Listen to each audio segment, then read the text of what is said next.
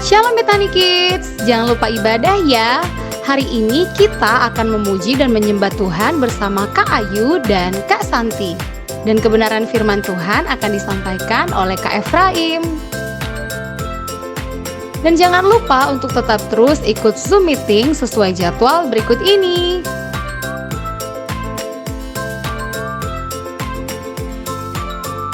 Ibadah ini dapat kalian saksikan di channel YouTube Betani Kids Kota Madiun. Happy Sunday and God bless you. Shalom anak-anak Betani Kids. Wah, Kak Santi, hari ini hari Minggu. Nah, waktunya sekolah minggu. Tapi Kak Santi, waktu ini masih online Kak Santi. Gak apa-apa Kak Ayu. Walaupun online, Tuhan tetap ada.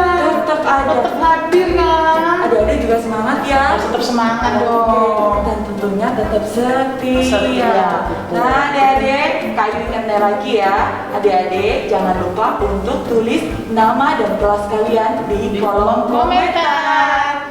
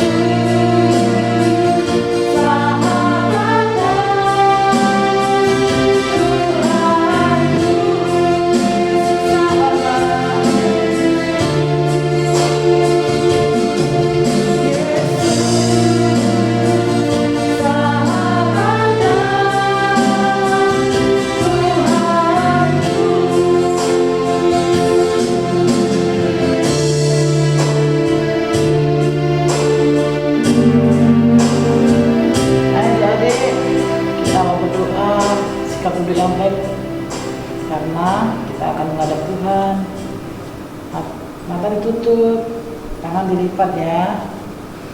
Tuhan, terima kasih buat hari ini kami dapat berkumpul kebaktian bersama walaupun secara online. Tapi kami percaya hadirat-Mu turun tengah-tengah kami. Bagi teman-teman kami yang mungkin tidak bisa mengikuti kebaktian ini Tuhan, kami percaya Engkau memberikan kerinduan lagi Tuhan, sehingga teman-teman kami dapat bersama-sama mengikuti kebaktian online ini Tuhan. Kami serahkan kebaktian ini dari awal hingga nanti akhir Tuhan.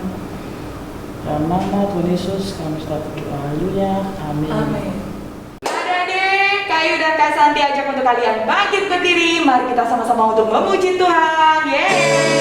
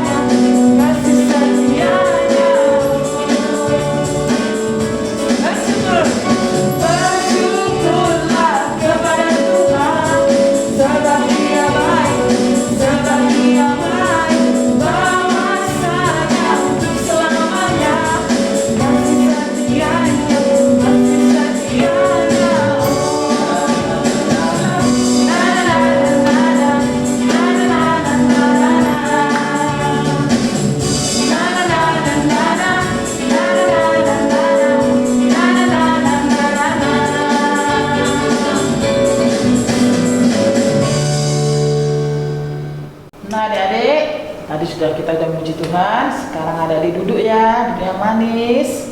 Sebelum mendengar firman Tuhan, sekarang kita mau nyanyi dulu ya.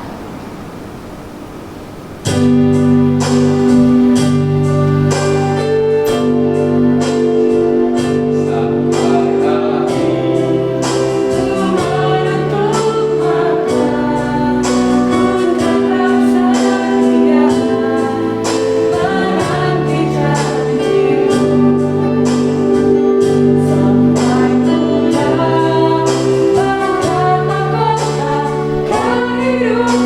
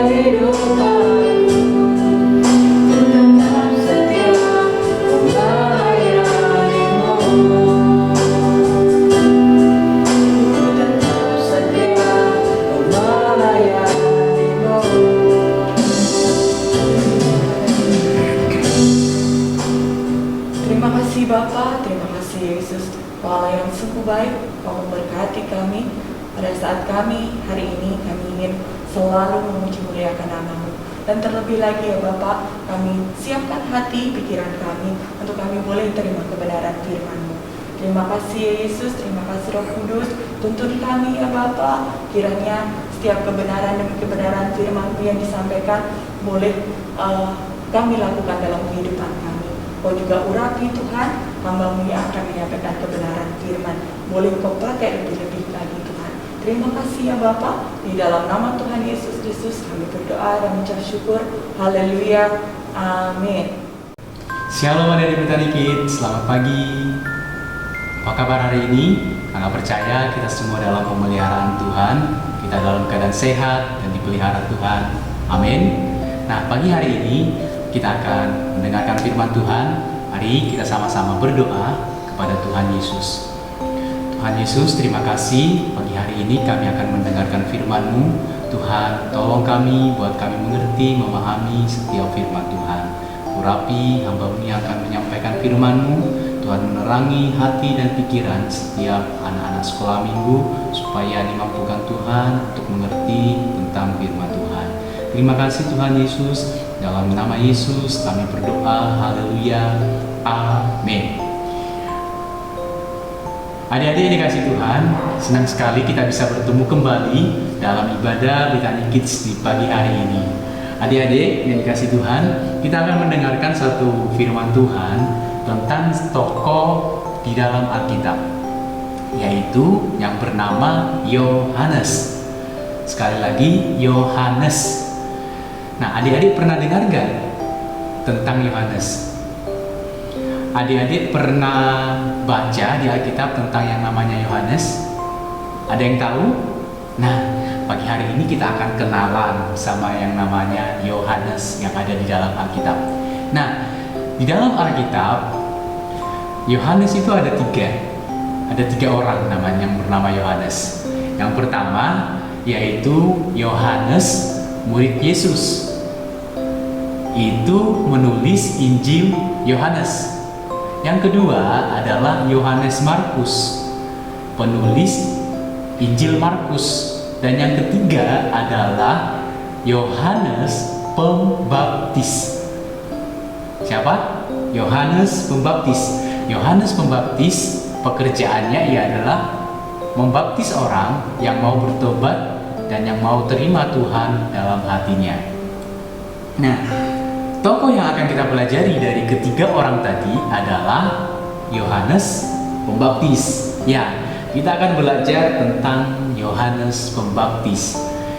Siapa Yohanes Pembaptis? Ayo, siapa yang siap? Siapa yang sudah siap untuk kenalan sama Yohanes?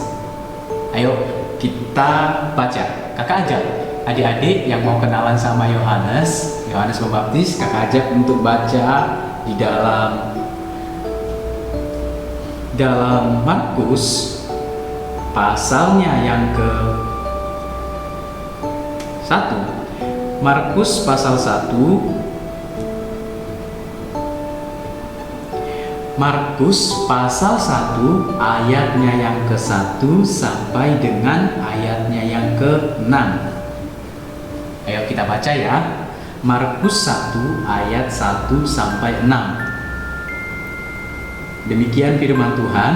Inilah permulaan Injil tentang Yesus Kristus anak Allah.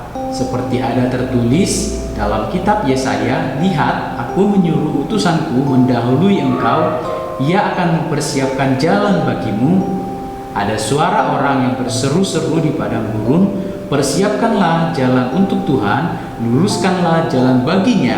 Demikianlah Yohanes Pembaptis tampil di padang gurun dan menyerukan, bertobatlah dan berilah dirimu dibaptis dan Allah akan mengampuni dosamu. Lalu datanglah kepadanya orang-orang dari seluruh Yudea dan seluruh penduduk Yerusalem sambil mengaku dosanya, mereka dibaptis di sungai Yordan. Yohanes memakai jubah bulu unta dan ikat pinggang kulit, dan makanannya belalang dan madu hutan. Nah, dari pembacaan kita tadi, adik-adik tahu gak sesuatu? Apa yang adik-adik tahu tentang Yohanes. Nah, ternyata Yohanes ini tinggalnya di padang gurun. Dia tinggal di padang gurun. Nah, Lukas 1 ayat 80 mengatakan bahwa Yohanes ini ternyata sudah tinggal di padang gurun sejak dia kecil. Sejak masa mudanya dia sudah tinggal di padang gurun. Nah, semakin dia bertambah, firman Tuhan katakan semakin tubuhnya bertambah besar, jasmaninya bertumbuh, maka rohnya pun ikut bertumbuh dan semakin kuat. Dan ketika itu firman Tuhan berkata dalam Lukas bahwa dia diberikan suatu tugas oleh Tuhan Allah untuk melayani. Dalam Lukas pasalnya yang ketiga, firman Tuhan berkata begini, pada waktu Hanas, ayat yang kedua, Lukas 3 ayat 2, pada waktu Hanas dan Kayafas menjadi imam besar, datanglah firman Allah kepada Yohanes anak Zakaria di padang gurun. Yohanes ini tinggal di padang gurun, dan ketika dia sudah genap waktunya untuk melayani, maka datanglah firman Tuhan kepada Yohanes dan memberikan tugas pelayanan, pekerjaan kepada Yohanes, yaitu untuk menyerukan pertobatan. Kenapa perlu pertobatan? Kenapa perlu Allah menyuruh Yohanes untuk menyerukan pertobatan? Nah, adik-adik yang dikasih Tuhan, karena pada waktu itu tidak ada nabi. Tidak ada nabi yang menyerukan tentang pertobatan. Dan pada waktu itu umat Israel sedang mengalami yang namanya kerohanian yang menurun. Jadi Allah tidak berfirman pada waktu itu. Allah selama 400 tahun lebih tidak berfirman kepada bangsa Israel. Tidak ada nabi yang menyerukan tentang pertobatan seperti ini. Makanya Yohanes diberikan tugas oleh Allah untuk memberitakan pertobatan. Nah, di sini dalam pelayanannya, ternyata ketika Yohanes dalam pelayanannya untuk menyerukan pertobatan, ada tantangan yang dia hadapi. Tidak gampang bagi Yohanes untuk menyerukan kebenaran. Tidak gampang baginya, ada pertentangan dari pihak-pihak yang tidak suka dengan dia. Salah satu pihak yang tidak suka dengan dia adalah ada seorang raja yang namanya Herodes. Herodes Antipas.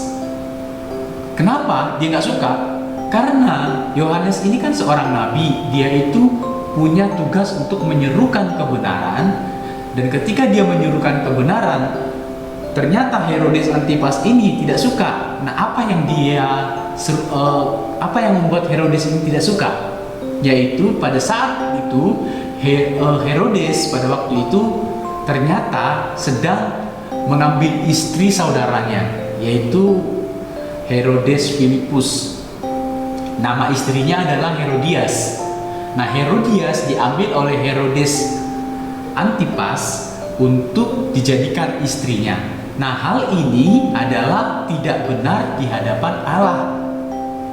Makanya Yohanes dengan kuasanya, dengan tugasnya, dengan kekuatannya, dengan ketegasannya berkata bahwa itu tidak baik. Maka Yohanes menegur Herodes dengan keras. Hal itulah yang membuat Yohanes Pembaptis dibenci oleh Herodes. Nah, di dalam Lukas 3 ayat 18 sampai 20 di sana dikatakan demikian. Dengan banyak nasihat lain, Yohanes memberitakan Injil kepada orang banyak. Akan tetapi setelah ia menegur raja wilayah Herodes karena peristiwa Herodias istri saudaranya dan karena segala kejahatan lain yang dilakukannya, raja itu menambah kejahatannya dengan memasukkan Yohanes ke dalam penjara. Yohanes ketika dalam pelayanannya dalam memberitakan kebenaran firman Allah, pertobatan, dia tidak disukai oleh Herodes sehingga dia dimasukkan ke penjara. Walaupun demikian, adik-adik, Yohanes Pembaptis tetap setia kepada Tuhan. Dalam pelayanannya memberitakan Injil, Yohanes ini begitu setia loh. Dia setia kepada Tuhan dalam memberitakan firman Tuhan. Tidak peduli ada tantangan, tidak peduli ada sesuatu hal yang membuat dia mesti masuk ke penjara. Sehingga pada waktunya nanti di dalam Markus pasalnya yang ke-6, Markus pasalnya yang ke-6, Yohanes Pembaptis akhirnya dibunuh. Mati syahid namanya, ya, mati karena kebenaran, mempertahankan kebenaran. Dia dipenjara sehingga pada suatu saat, suatu peristiwa, Herodes ini mengadakan suatu pesta untuk merayakan hari ulang tahunnya Herodes. Nah, ketika waktu itu putri dari Herodias, putri dari istrinya itu menari-nari di hadapan Herodes. Wah, kelihatan indah tariannya sehingga memikat hati Herodes, sehingga membuat dia memberikan suatu penawaran kepada Herodias, kepada putrinya Herodias, yaitu dengan menawarkan sesuatu. Apa yang kau kehendaki untuk kuberikan kepadamu? Sehingga pada waktu itu atas perintah Herodias, ibunya, maka ibunya ini memerintahkan kepada anaknya, putrinya ini untuk meminta kepala Yohanes.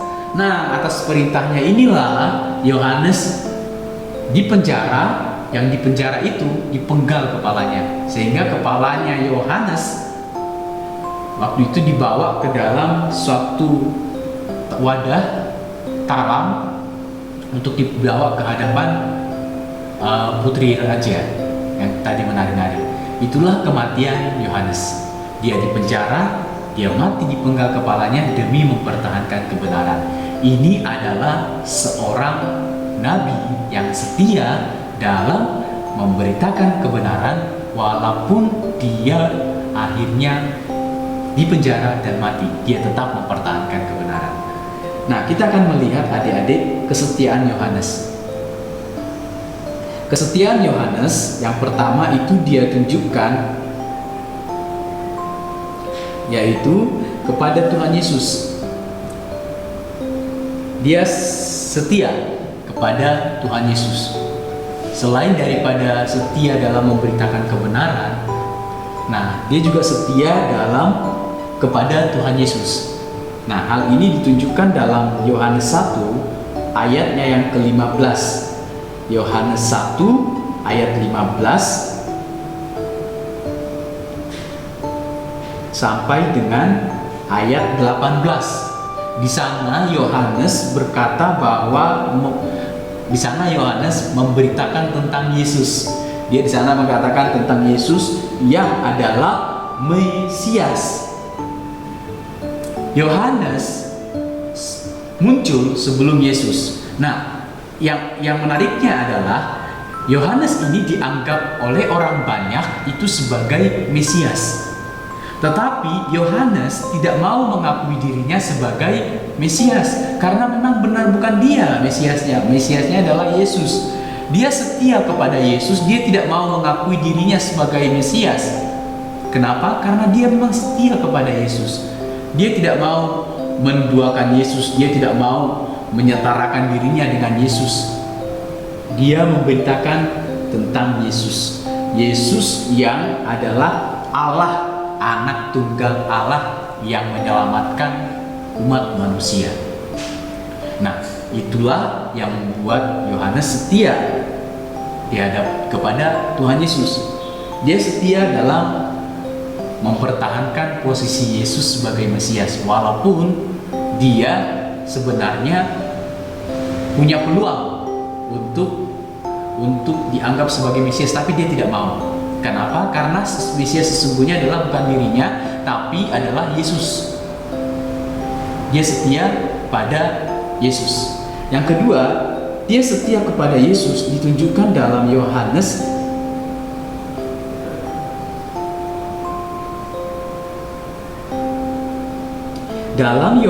pasal 2 ayat 25. Yohanes pasal 2 ayat 25.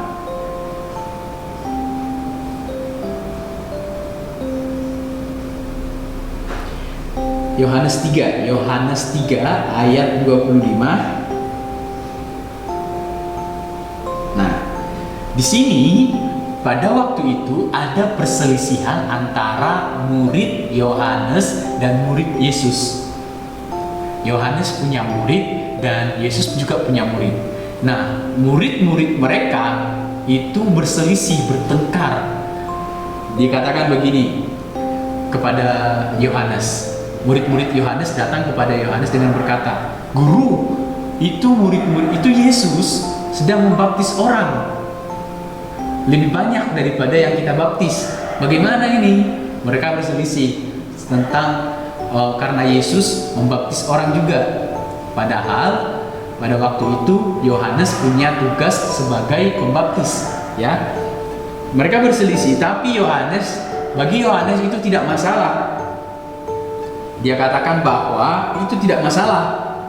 Dikatakan tidak ada seorang pun yang dapat mengambil sesuatu bagi dirinya kalau tidak dikaruniakan kepadanya dari surga. Itu nggak akan terjadi kalau tidak dikehendaki oleh Allah. Jadi itu nggak masalah bagi Yohanes. Dikatakan lagi dalam ini yang paling luar biasa, dalam ayat yang ke-30 dikatakan, "Ia harus semakin besar, tetapi aku harus semakin kecil."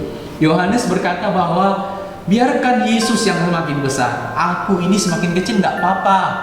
Karena ini pekerjaan Tuhan ini bukan tentang aku, tapi tentang Yesus. Yohanes setia kepada Yesus. Dia tidak mau bersaing dengan Yesus. Walaupun pada waktu itu kalau secara manusia Yohanes punya peluang untuk mau bersaing dengan Yesus, tapi dia tidak mau karena dia setia. Dia setia karena dia tahu Yesus itu adalah Mesias dan Yesus itu adalah Allah yang turun dari surga. Dia tidak mau bersaing dengan Yesus, dia tidak mau mengambil posisinya Yesus, dia setia kepada Yesus. Itulah kehidupan Yohanes Pembaptis. Adik-adik yang dikasihi Tuhan, ingat ayat firman Tuhan ini. Ia semakin besar dan aku semakin kecil. Itulah yang menjadi sesuatu hal yang membuat Yohanes benar-benar setia kepada Tuhan. Ungkapan ini. Jadi dia menginginkan bukan dia yang tampil, tapi Yesus. Biarkan Yesus yang dimuliakan, aku nggak usah. Itu adalah orang yang setia. Nah, adik-adik yang dikasih Tuhan, siapa yang mau menjadi orang yang setia? Adik-adik mau setia? Ya mau. Harus setia sampai akhir. Kita harus setia kepada Tuhan kita Yesus Kristus sampai akhir, ya, sampai akhir. Entah apapun yang terjadi, apapun yang kita alami, kita mau tetap setia kepada Yesus. Yohanes dalam memberitakan firman, dia tetap setia kepada Tuhan. Walaupun di penjara hingga pada akhirnya dia mati, dia tetap setia. Walaupun ada goncangan, walaupun ada tantangan yang harus dihadapi, dia tetap setia kepada Tuhan Yesus. Kesetiaannya ditunjukkan ketika dia tidak mau mengambil posisi Yesus sebagai Mesias. Dia tidak mau dianggap sebagai Mesias. Biarkan Yesus, karena memang benar-benar Yesus adalah Mesiasnya. Dan yang kedua, dia setia kepada Yesus karena memang Yesus itu adalah orang yang dari surga. Dia itu berasal dari surga. Dia semakin besar, biarkan aku yang semakin kecil. Adik-adik yang dikasih Tuhan, ayo kita mau setia kepada Tuhan. Kita mau bangun kesetiaan kita kepada Tuhan. Orang yang setia itu salah satunya dibuktikan dengan orang yang mau menepati janjinya. Jadi adik-adik kalau sekarang pernah berjanji kepada seseorang, ayo mulai ditepati janjinya ya, kepada teman-teman atau kepada orang tua. Mungkin adik-adik punya janji kepada orang tua untuk semakin giat belajar, untuk semakin mau melakukan yang terbaik. Atau mungkin adik-adik punya janji, "Ma, tahun ini saya harus jadi anak yang baik. Tahun ini saya harus dapat juara." Ayo, berikan, genapi janji itu dan nyatakan janji itu. Itu adalah salah satu ciri-ciri orang yang setia. Orang yang setia adalah orang yang memenuhi janjinya. Bahkan juga orang yang setia adalah orang yang rendah hati, yang mau merendahkan dirinya, bukan menganggap dirinya sebagai yang nomor satu, tapi dia tidak mau mementingkan dirinya sendiri, tapi juga mau mementingkan dan melihat keadaan orang lain. Bukan dirinya, tapi orang lain juga perlu diperhatikan. Nah, adik-adik yang dikasih Tuhan, ayo pada pagi hari ini kita mau setia kepada Tuhan seperti Yohanes Pembaptis. Yohanes Pembaptis setia dalam pelayanannya hingga akhir hidupnya, dia mati syahid dipenggal kepalanya. Adik-adik, kita mau setia, bukan hanya setia kepada janji-janji kita ataupun kepada orang tua kita, tapi yang paling penting adalah kita mau setia kepada Tuhan kita, Yesus Kristus. Ayo setia beribadah, setia berdoa, setia membaca firman Tuhan, setia dalam mengikuti setiap persekutuan rohani. Ya, setia, jangan ada yang bolong satupun. Kalau sudah waktunya hari Minggu, ayo kita beribadah. Kalau sudah waktunya hari jadwal-jadwal Zoom meeting, ayo kita ikuti. Kita harus setia sampai akhir hidup kita. Demikian firman Tuhan yang dapat kakak sampaikan. Kita berdoa bersama-sama. Terima kasih Tuhan Yesus. Pagi hari ini kami sudah mendengarkan tentang kisah seorang Yohanes Pembaptis. Biarlah melalui kisah ini kami menemukan seseorang pribadi yang bisa kami teladani untuk memberikan kami tentang kesetiaan. Tuhan tolong kami, mampukan kami untuk semakin hari kami bisa setia kepada janji-janji kami, kepada orang tua kami, kepada teman kami. Bahkan Tuhan, kami mau setia kepada Tuhan Yesus. Kami mau setia dalam beribadah, dalam berdoa, membaca firman Tuhan, dalam mengikuti setiap kegiatan-kegiatan yang berguna untuk rohani kami. Terima kasih Tuhan Yesus, berkati anak-anak sekolah minggu, berkati hamba-Mu yang sudah menyampaikan firman Tuhan. Biarlah berkat-Mu memenuhi hidup kami. Firman yang kami dengar, biarlah ini bertumbuh dalam hati kami, membawa kami semakin hari semakin mengenal Yesus dalam hidup kami. Dalam nama Yesus kami berdoa dan bersyukur. Haleluya. Amin. Adik-adik sudah dengarkan kebenaran firman Tuhan pada hari ini. Luar biasa, bukan Kak Santi? Menguatkan sekali Kak Ayu. Ya, kita diajarkan untuk apa Kak Santi? Setia sampai akhir. Ya, setia. Sama seperti siapa setia Kak Santi? Yohanes Pembaptis. Yohanes Pembaptis. Dia juga setia Kak Santi ya. Setia sampai akhir dia. Nah, adik-adik, kita harus dapat mencontoh Yohanes Pembaptis ini ya, setia sampai akhir. Nah, kalau adik-adik harus tetap setia untuk beribadah, dan jangan lupa ikut Zoom. benar di kelas kalian masing-masing. Oke, sesuai jadwal. Dan Kak Ayu ingatkan sekali lagi, jangan lupa untuk like, comment, share, dan subscribe di channel YouTube kita Bethany Kids Kota Madiun. Dan jangan lupa lonceng notifikasinya diaktifkan. Oke.